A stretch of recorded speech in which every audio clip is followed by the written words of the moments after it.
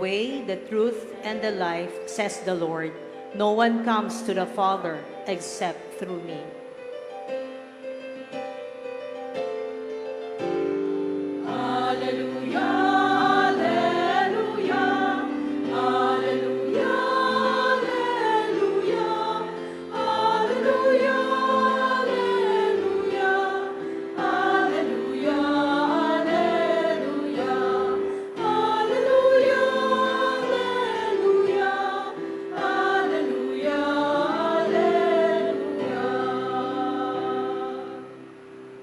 The Lord be with you. And with your spirit.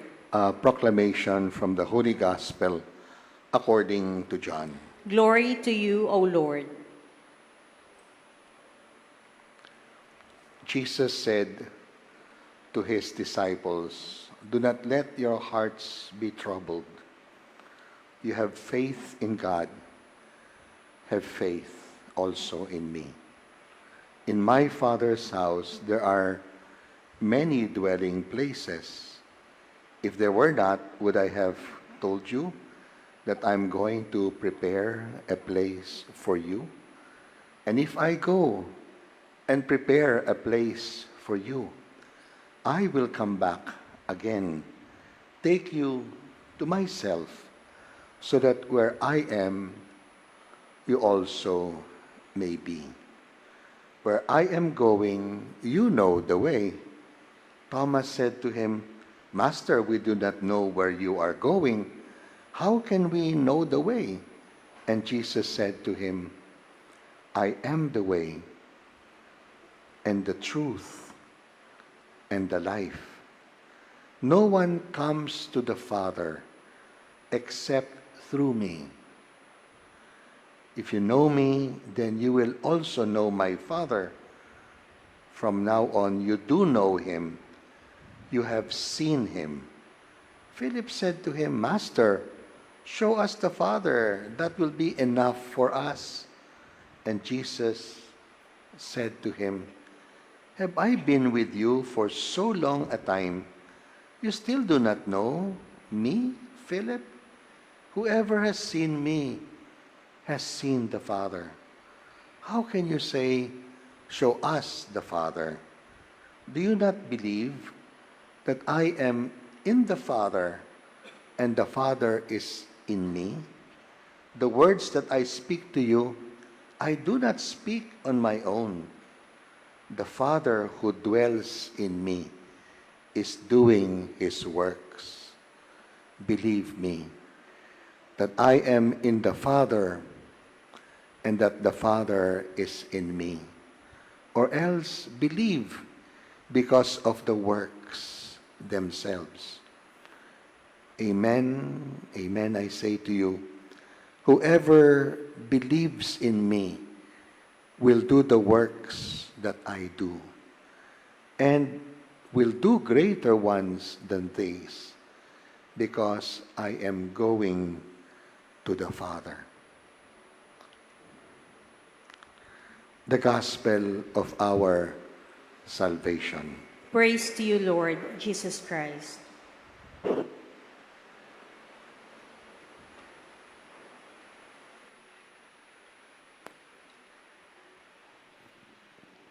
Nasabi ko pong nagsimula na yung chapter 14, which is this Sunday and next Sunday uli.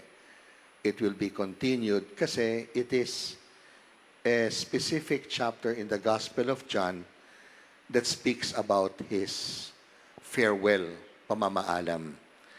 And you could see that he begins with, "Do not let your hearts be troubled." Huwag kayong mabalisa, huwag kayong magulumihanan, huwag kayong matakot. Have faith, you have faith in God, also have faith in me. Ano yung have faith in God? What you need even to this day. Na that is what is difficult, the cross. Pero ang tawag dyan, self-offering, pag-aalay ng sarili. Huwag kang matakot mag-alay ng iyong sarili. Hindi ka mauubusan. Pag nag-alay ka ng pera, pwede kang maubusan. Pero pag nag-alay ka ng pagmamahal, hindi ka maubusan. Ito'y pagmamahal, ang pag-aalay ng sarili. Hindi pera, hindi kayamanan, kundi buhay. Alam nyo, sa first reading, meron ng konting samaan ng loob. This is a text that says na dalawang grupo po Ang tawag sa isang grupo, Hebrews. Hindi po yung nagbubrew ng kape, Hebrews. Mga Hudyo. From the lahi of Abraham, Hebrew. Exodus pa lang, pinag-uusapan yung Hebrews. Pero, meron ding Hellenists. Ang mga Hellenists are Greek people that became converted to Jesus Christ. Hindi sila pwede maging Hudyo Kasi bloodline yun If you want to be a Jew, dapat nanay mo Hudyo. Sila, they were converted to the Christian faith. Both groups, Hellenists and Hebrews, meron silang mga poor widows. And these widows need ayuda. They normally would be beggars because there is no more a male person taking care of them. Lalo na pag kunyari, wala silang anak na lalaki.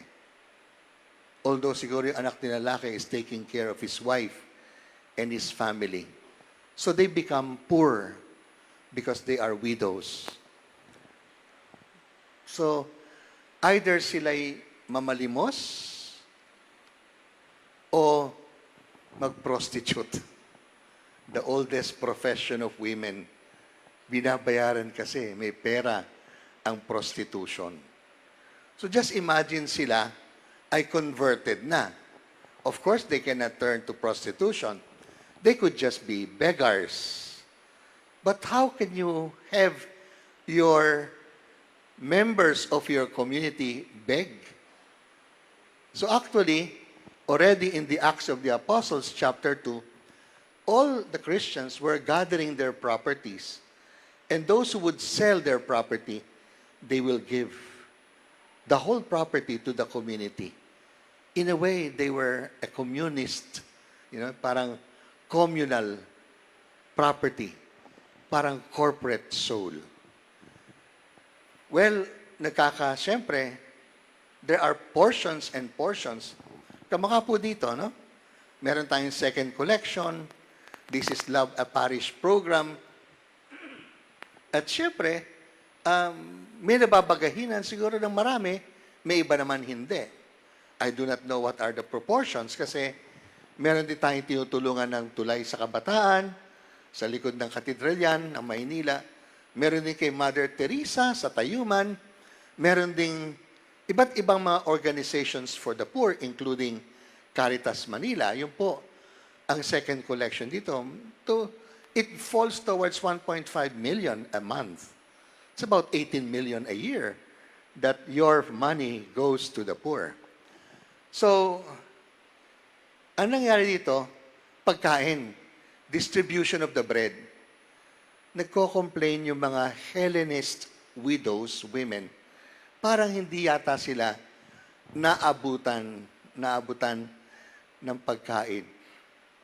Either sila yung panghuli, tira na lang, or siguro nakakaligtaan. Kasi siyempre, ibang wika iba ang salita. They were Greek-speaking, these are Jewish-speaking. So na-complain, umabot po kila Peter and the apostles. Nag-meeting, sabi niya, hindi na kami magmi-meeting. Ang trabaho namin, mag-preach. Bakit? Si Kristo nagpakita sa amin as the risen Lord. Kami ang testigo. So we're the ones to take care of go and tell and preach and tell them what I have told you and make disciples. Alam nga naman kami pa ang magbibigay oras sa distribution of the bread. So, they told the brethren to gather, and they found 7 distributors of bread. Pero may criterion. Ano yung criterion? Binasa mo eh. Reputable. Ibig sabihin, sa community, meron silang integrity because they are reputable men. Pangalawa, spirit-filled. Sila, ang kanilang mga desisyon, ang kanilang ikaisipan ay sa Espiritu Santo. Pangatlo, wisdom. Diba? Alam nyo, kung ito lang yung criteria natin sa barangay captain, congressman, mayor, senador, hanggang presidente, maayos na ang Pilipinas eh. Reputable? Are you reputable? Are you spirit-filled? Are you wisdom? Ito maganda eh. Saan ang galing ang wisdom nila? Diba? They must be that. To be able to decide, well, may maganda pang ginawa yung community. They took up 7 ang mga pangalan. Greek ang mga pangalan. Stephanos, Philippos, Nicanor, Parmenas, Prochorus, lahat yan. And even, I think, anyway, 7 yan. Galing ha? They found 7 reputable, spirit-filled, wise, Greek-speaking, with Greek names, and therefore makapagkakatiwalaan ng mga Hellenist women. Pero yung kanilang wisdom, saan ang galing yon? Saan kaya galing, Mar? Sila hindi nila nakita si Jesucristo. Pero napag-usapan sa kanila kung sino si Jesus. Alam niyo kung sino si Jesus? I am the way. I am the truth. I am the life. Yung gospel natin. Bakit? Because if you follow my way and you learn and accept the truth, it will lead you to life. Because you know where I'm going. I'm going back to the Father. Mauuwi ka sa langit. Very important, young people. Young guys, more than your own college degree, learn the wisdom of Christ. Because He is the way, the truth, and the life. Ano yung the way? Ito ba'y kalye? Ito ba'y daan? Mas maganda siguro sa Tagalog, pamamaraan. Pamumuhay. Way of life. Yung uri ng kanyang pamamalakad. O, di ba? Dapat naglakad ka eh. Sa tamang daan, yung pamamaraan na tama. Ano yung kanyang pamamaraan? Sabi niya, you have already seen the Father. Because the Father and I are one. Bakit? All that I have said does not come from me. It comes from Him. And whatever I do is His doing. Ako lang ang kanyang conduit. Ako lang kanyang speaker, mensahero. Pero lahat ng sinabi ko at lahat ng ginawa ko, ito'y kalooban, ito ang pamamaraan ng Diyos Ama. Siya yan. Ako, pag nakita ko dyan, yan ang kamamaraan ng Ama. Siya na lang ang magdusa kesa ang mga kanyang anak. Siya na lang mag-aalay ng buhay niya kesa tayo ang madamay. Tama ba, nanay?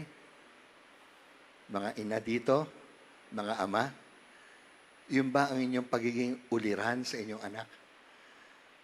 Masasabi ba na inyong mga anak, ang ganda ng pamamaraan mo, tatay? Pinakita mo sa amin na mas nauuna ang aming kapakanan kesa sa iyong paglalasing. O diba? Kung una mong kuha ng sweldo, maglalasing ka. Paano anak mo? Gutom. Kung ang nanay nakatanggap ng pera, nasa tong its ka naman. Eh, patay, gutom na naman. Eh, may naman Padre, may Lucky Me naman eh. Hindi na ako kailangan magluto. 3 segundo lang, 1 minuto. May pagkain na. Kaya nga tawag Lucky Me eh. Mga kapatid, you know, pwede sa panahon natin, nasa maling pamamaraan tayo. Wala tayong alaga, wala tayong paggagabay, hindi natin kinikilala ang ating mag-anak. Paano sila mapupunta sa tamang pamamaraan? Eh, wala tayong halimbawa. Hindi tayo nagiging kuwaran. Kailangan po yun. Napakahalaga sa panahon ito. Kasi talo kayo lahat. Kayo Monique at saka Alvin. Baka talo kayo ng TikTok ang tinuturo sa mga anak nyo. Tinan nyo kanya mga sayaw. TikTok yan. Birahin mo. Ano nababasa? Ano nakikita ng ating kabataan sa smartphone? Lahat ba yan ay tama? Mabuti ba yan? You know, dati ang pornography, sa aming panahon, kailangan maglabas ka ng comics, ganyan-ganyan. O mga sinasabi nila mga, tawag dun, mga Betamax. Betamax pa po panahon mo. DVD. Ngayon, smartphone lang. Andiyan ang pornography. Yan ang maninira sa moralidad ng anak mo. So, kung hindi mo sila bibigyan ng halimbawa, doon sila kokopya. Hindi dito. So, mga kapatid, kailangan natin siya makilala. Mula sa pool sa kabataan. Galing. Kahit itong mga batang to, nandito lang yan, hindi nila intindihan lahat na sinasabi ng pare at ginagawa natin. Exposed sila. At pag in-expose mo ang kabataan sa iyong pananampalataya, like these guys that I've been seeing here for the last 3 or 4 years, they will know Him because He is the way. At kung malihis man sila, kasi patay na tayo, maalala nila, ano ka lang dapat maalala? There was a time, masaya kayo. May tahanan na merong katuwaan, kapayapaan, katahimikan, sapagkat ang mga magulang nyo tumahak sa daan at siliwanag ni Kristo. At kayo'y nabuhay ng matiwasay. Yaman ng wisdom, hindi sa pera, kundi tamang pag-iisip, tamang pamumuhay, pamamalakad. Mahalaga po natin, hindi lang magsimba makilala siya. Bakit? Sa huli-huli, sabi niya, I am going to prepare a place for you. John, He will prepare a place for you. Ferdy, He will come back to take you. Kukunin ka niya. Sasama ka? My dear girl, young lady, sasama ka sa hindi mo kilala? Eh pag hindi mo kilala si Jesus, sinundo ka, paano ka sasama?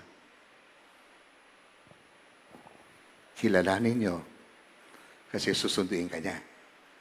So that where I am, you also may be in the Father's house.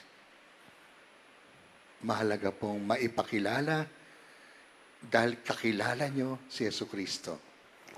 At ang pinakamagandang paraan, ipakilala si Kristo, maganda yan, magsubo ka ng komunyon. Pero, mas maganda, pakilala si Kristo. Araw-araw, mag-alay ka ng iyong sarili. Ano yung sarili na masyadong mahal sa panahon na to? What's the most expensive? Let's say, resource of your parents. time. Kala nyo? Yung dalagita na yan, alam niya ang kulang. Bakit? It never comes back. Yung oras na ginugol mo, wala na. Ubus na. Next day is another day. Just imagine if you have time. If you have time. Then, lalabas ang ugali nyo. Then, makikita ang inyong decision making. Bakit kayo may tinuturo, may pinapangaral? Pero dahil kasi it takes time para magbago ng ugali ang tao, you need patience. You need a long time to inculcate virtue, ugali, habit sa tao. Yan. Kaya nabigla si Jesus eh. Ang tagal ko na sa inyo, hindi niyo pa rin ako kakilala. Kung ayaw niyo maniwala sa akin, paniwalaan niyo naman ang nangyari. Ang mga patay na nabuhay, si Lazaro, at dahil sa kanya, ipagkakanulo ko, sinabi ni Caiaphas, better for this man to die. Because everybody will believe in him. So imagine, Jesus died for his friend. Greater love than this no man has. That a man gives his life for his friend. And tinutukoy niya at that moment, chapter 15, I am dying for Lazarus because I gave him life. No, my life I gave him because they'll take it away from me for making him live. Life today is time for each other. Napaka-hirap ibigay na resource, oras. But, yun po ang kailangan ng ating kabataan. Bakit? There is always a time in their life they feel alone. As you sometimes feel alone. Pero pag meron silang kasangga, meron silang gabay, alam nila, meron silang malalapitan. At merong makikinig at makakaunawa. I end with this. Sabi sa akin, pinapunta sa akin yung apo kasi hindi na nagsisimba. So kinausap ko po yung apo. She's already in her middle 20s. Tapos alam niyo, sabi sa akin, Father, I feel not safe with the Catholic Church. Sabi ko, unsafe ka sa akin? No, Father. With the church. Bakit? Why are you not safe with the church? Kasi po yung lola ko. Tinanong ako, months ago, kung nagsimba ako nung Immaculate Conception. At nung sinabi ko hindi, ibinaba ang telepono. At for 2 weeks, hindi ako kinausap. You know, ibig sabihin ng unsafe, takot ako. Tinatakot niyo ba ang inyong anak pag hindi nagsisimba? Lalo na sa ganyang edad. Kusa dapat nila magsimba. Ang tawag doon, compliance lang. So sabi ko, I'm very sorry. But can you allow me? I'll tell your lola not to do that. Because I feel that you are having your God in your heart. I'm sorry if you became afraid. So mga kapatid, kilalanin nyo ang pinagdadaanan ng mga anak nyo. Gen Z, Gen Alpha. Between 25 down to 12 years old. Kilalanin nyo. Because safety, as I said last week, is not just a safe, protected home. It is how you present something, even God, that they can be afraid. Kaya nga kanina, sinabi ko doon sa isang profesor, may kilala akong bata, natakot na magbasa ng Biblia. Kasi yung kanilang teacher sa Bible, finailed siya. Pinahirapan siya sa pag-ano. Imagine ang Biblia, napakaganda. Eh yung teacher, nagsimula ng araw, sabi, I know not all of you will pass. First day. Pero let's see. Sana maliit lang ang hindi papasa. Alam mo, Bible, hindi ako papasa. We can be unsafe with our words, with our attitudes. Unless we know Christ, we will not be able to serve like Him. He is the way, He is the truth, because He is the life. I believe in God, The Father Almighty,